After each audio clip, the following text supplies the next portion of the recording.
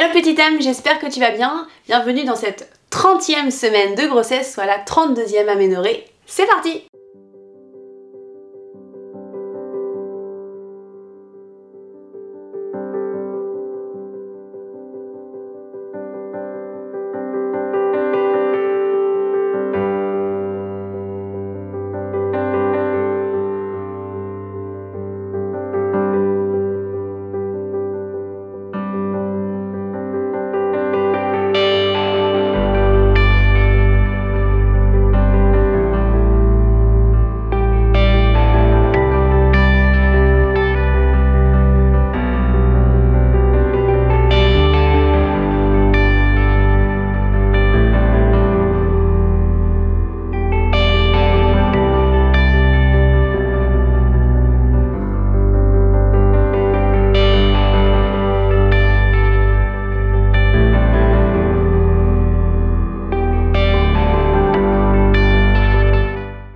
Alors, concernant bébé, cette semaine, qu'est-ce qu'ils disent? Ils disent qu'à la fin de cette semaine, notre bébé mesurera environ 43 cm et pèsera plus ou moins 1,9 kg.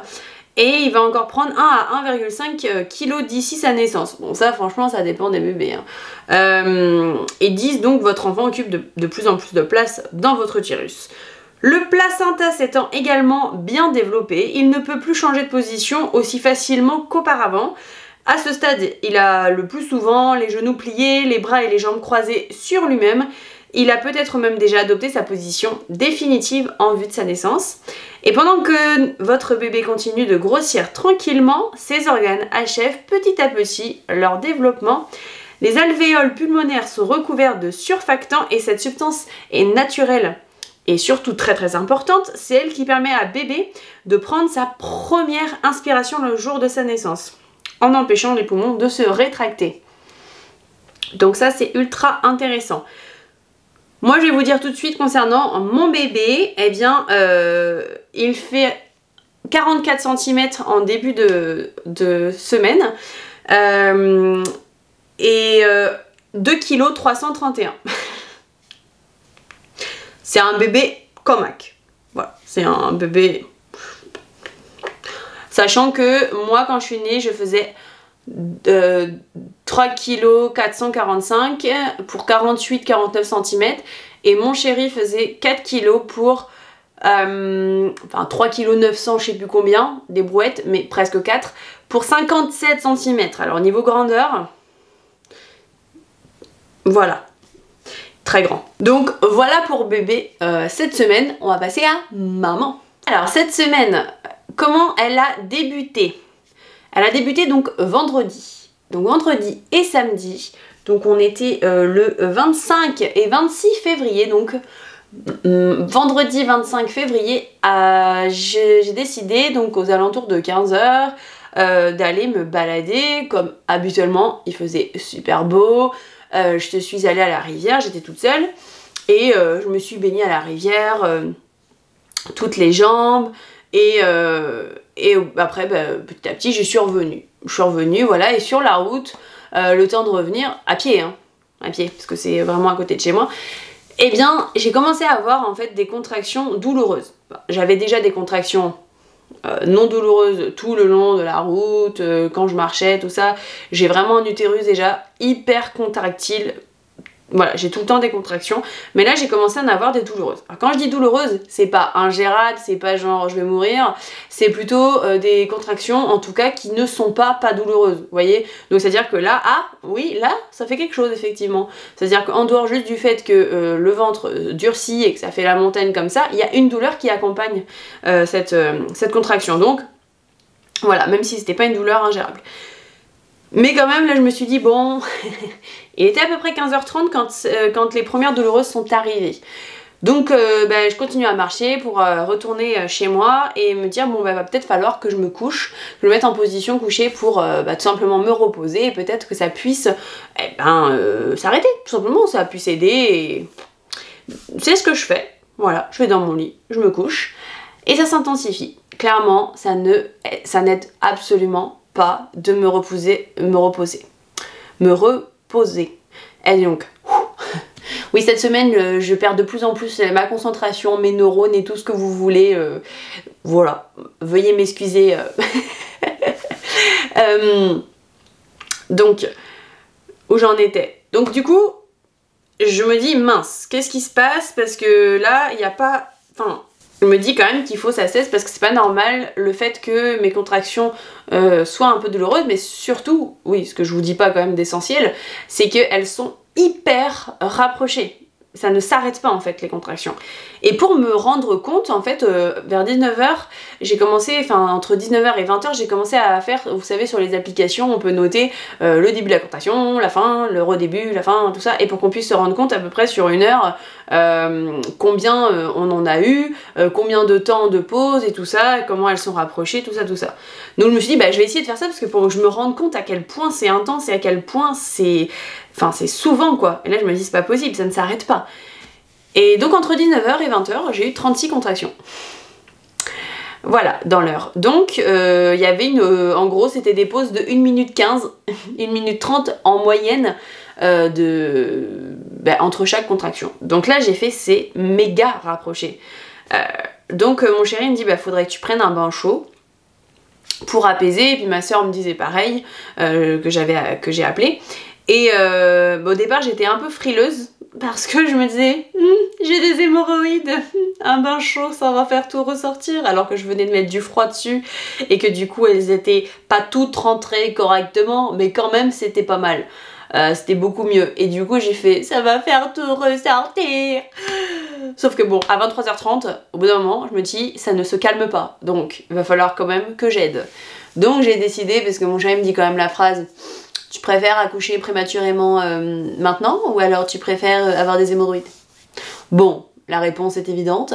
Du coup, j'ai pris mon bain chaud, mon chéri m'a accompagnée, il est venu avec moi, il m'a massé, on a accompagné les contractions, ça a été... J'étais crevée en fait de toutes ces heures de contractions, sans répit, il n'y avait pas de pause et voilà, je me suis dit bah, je suis morte en fait, j'avais plus d'énergie.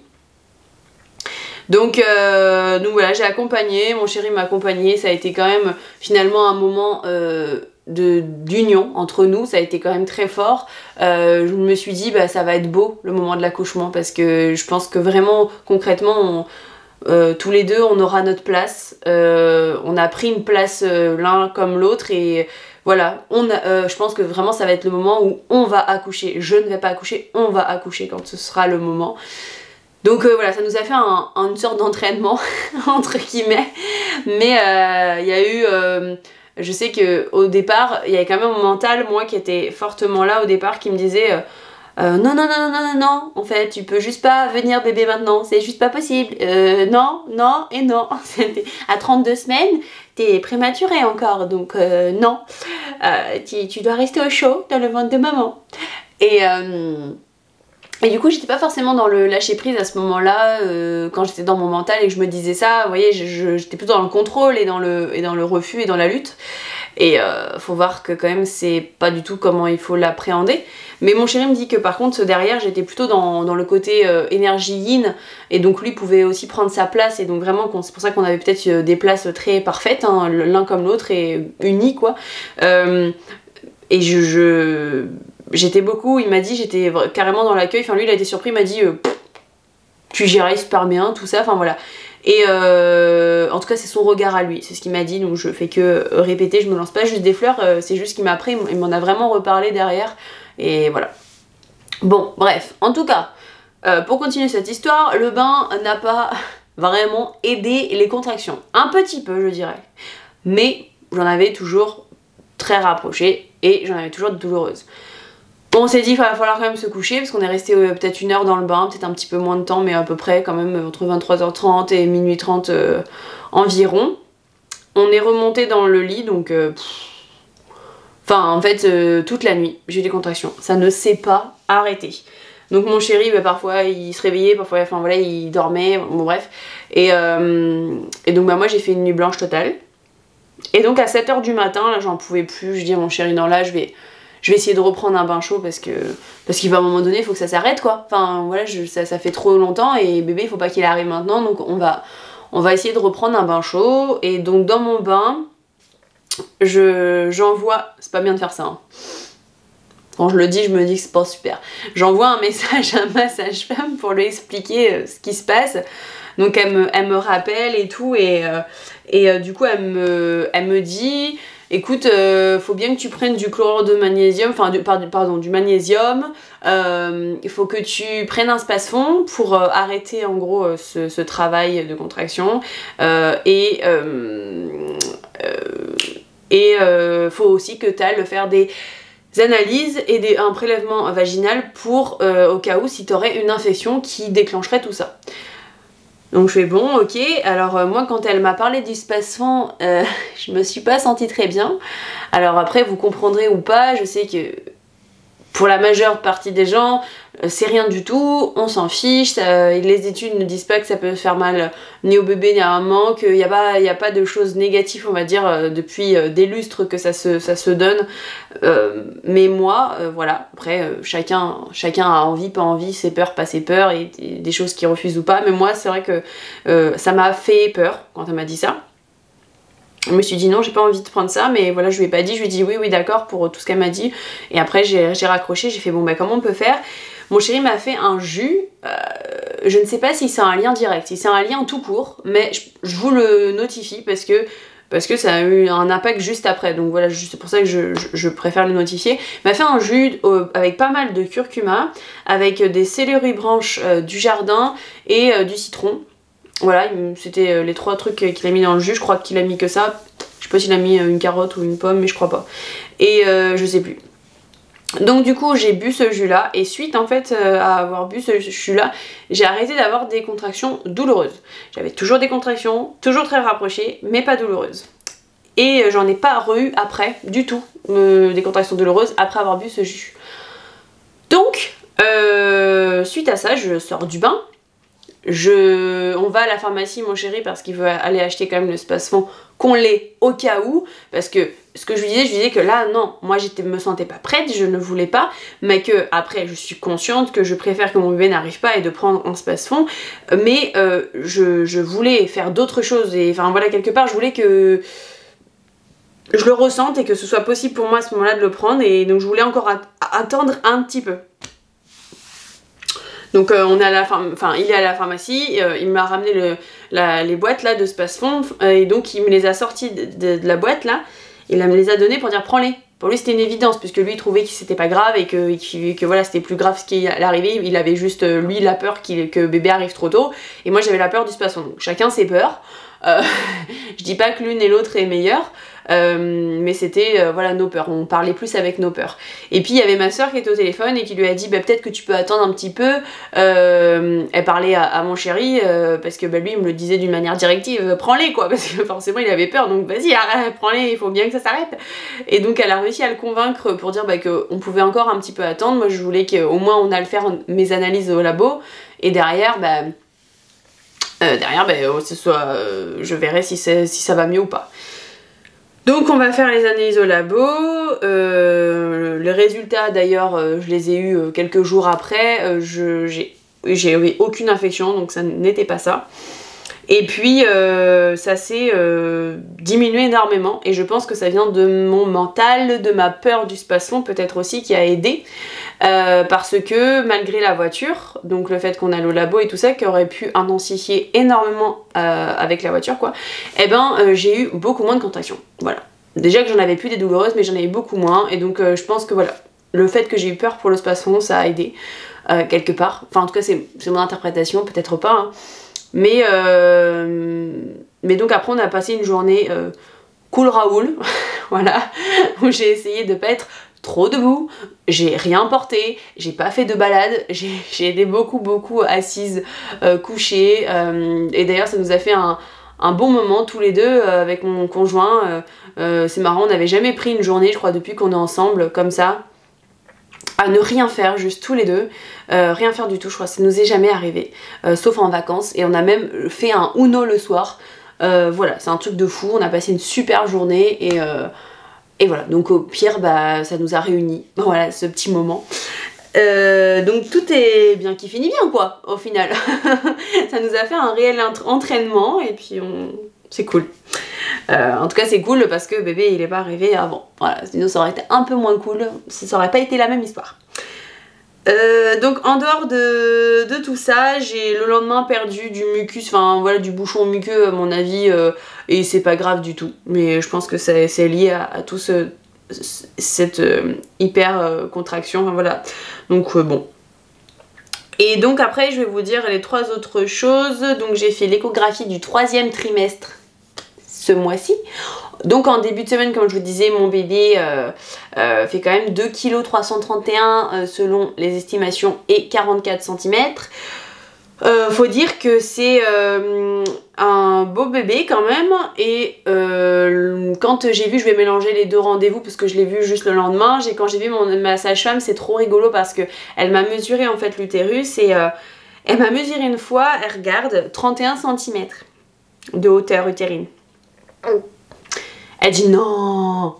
Elle remesure, 31, elle remesure, elle essaie de dire pousse-toi bébé, allez, mais tu vas pas jusque là quand même. Elle remesure 31, et après elle pousse et tout, fait allez, 30. Elle dit bon bah je marque 30 juste pour pas mettre 31. Mais clairement voilà, 31 le vrai chiffre. Donc ouais, je suis quand même assez au-dessus, contrairement à ce qui devrait. On va dire que 31 c'est plutôt un utérus de début de 9e mois, milieu de 9e mois, enfin voilà, donc à la fin quoi. Et là voilà, moi j'ai un beau utérus, mais bon après, comme me dit ma sage-femme, c'est quand même logique, un beau bébé avec un beau utérus, pas mal de liquide amniotique, tout est proportionnel, donc c'est plutôt logique. Voilà, donc l'échographie s'est bien passée, contrairement à la 2e échographie. Je sais pas si vous... Enfin, je vous mettrai, d'ailleurs c'est là, je vous mettrai la vidéo quand je vous parle de la 2e écho, donc ça s'était pas du tout bien passé. Là ça s'est beaucoup mieux passé, peut-être parce que je me suis un peu mieux préparée, j'ai préparé mon bébé, je lui ai parlé, je lui ai expliqué ce qu'allait se passer, j'étais dans un meilleur conditionnement, on va dire, que moi et pour bébé. Et ça s'est passé, la sage-femme du coup elle avait une autre énergie, je trouvais qu'elle était beaucoup plus ouverte. Voilà, donc c'était chouette. Et ça n'a pas duré très longtemps, je me suis pas sentie mal. Le gel m'a pas brûlé sur le ventre, et bébé était plus coopératif que les autres fois. Donc voilà. Bébé du coup a la tête vers le bas, donc comment il est positionné, voilà, il a la tête vers le bas, il a le dos ici, les fesses vers les côtes là, et puis les jambes. Donc voilà comment il est positionné, donc il a une bonne position pour naître en fait, il est déjà dans la bonne position, donc je pense qu'il ne bougera pas, on verra bien. Voilà comme il est. Et tout allait bien, donc il n'y a rien à dire de spécifique pour cette échographie, tout va bien, c'est chouette. La première chose quand on a posé sur la vidéo, d'ailleurs son petit cœur va bien aussi, il était en train de sucer son avant-bras, donc c'était chou. Voilà, on a vu aussi ses trous de nez, on a vu son visage comme ça. Enfin bon bref. Mais sinon après par rapport à la préparation à la naissance, on a beaucoup parlé avec ma sage-femme, surtout du fait que c'est très très difficile pour moi au niveau de l'alimentation, comme je vous ai déjà parlé, parce que sur la durée vraiment moi j'en peux plus, c'est vraiment une tannée, je mange très très peu. D'ailleurs je pense, je sais pas pourquoi je vous dis comme ça, je vous balance hein, parce que ça vient dans ma tête. J'ai pris 10 kilos, je faisais 64 au départ, je fais 74 là, donc j'ai pris 10 kilos depuis le début de la grossesse. Voilà, pour que je m'en souvienne. Donc voilà de quoi on a parlé. Après on a parlé bien sûr de la préparation à la naissance, des choses concrètes, plus tout ce qu'elle a pu regarder, bébé, machin, l'utérus, ma tension d'ailleurs qui était très bonne, enfin tout était très bon. Donc en dehors de ces 2 rendez-vous, plus cette histoire de contraction, vous pouvez admirer, je pense depuis le début de la vidéo, mon bédou, parce que j'ai une artiste absolument magnifique qui s'appelle Marie, mais qui du coup sous le nom de Marie Tattoo, qui va peut-être changer de nom, on verra, elle m'a dit, mais pour le moment c'est son nom, et donc elle fait de magnifiques, on va dire, c'est une artiste, donc elle fait pas uniquement des belly painting. Là vu qu'on parle de grossesse, et qu'elle m'en a fait un, bah forcément je vais vous parler de ça, mais voilà, vous pouvez aller voir sur son Facebook, je vous mettrai les liens en barre d'infos, c'est génial, et donc vous pouvez admirer, donc on lui demande ce qu'on veut, donc voilà, peut-être que vous auriez pas fait ça forcément, mais si jamais vous êtes dans la région, eh bien n'hésitez pas, si vous êtes enceinte, de lui demander, ou de voir ce qu'elle propose autre parce qu'elle fait plein de choses. Donc moi, c'était un arbre de vie que j'avais demandé. Alors hop, un arbre de vie, voilà. Et puis mon chéri avait pensé à des petits renards. Du coup, elle a fait une petite famille renard, le papa, la maman et le petit bébé renard.